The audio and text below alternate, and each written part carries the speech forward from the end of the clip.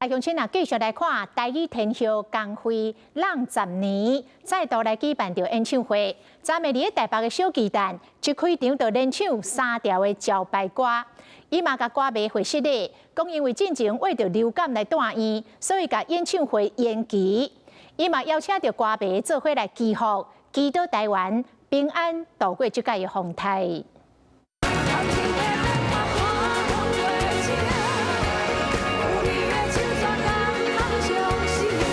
金光闪闪的全新造型，唱歌佮跳舞。而这江蕙台北演唱会昨暗时伫咧小巨蛋登场，完全看不出来前几天才打破病。17号登来 A 型流感，哇！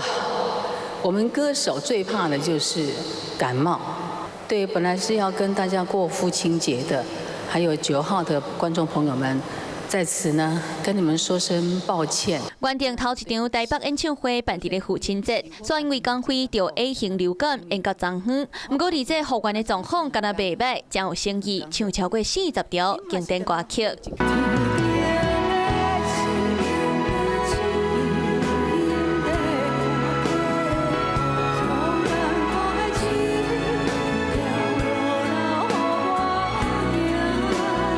为天顶降落来，袂输是女神。而这即届服装甲造型，拢甲舞台设计了真斗大。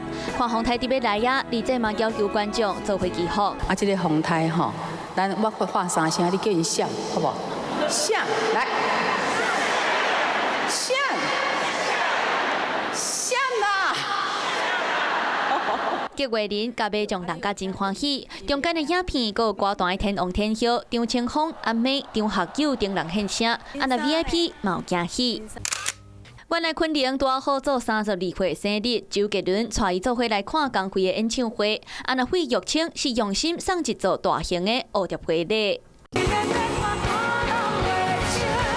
过10年，江蕙伫咧高雄、台北等个所在，隆重举办23场演唱会，票房大约是13亿，争做台湾演唱会票房的头名，可见而这魅力也是真非凡。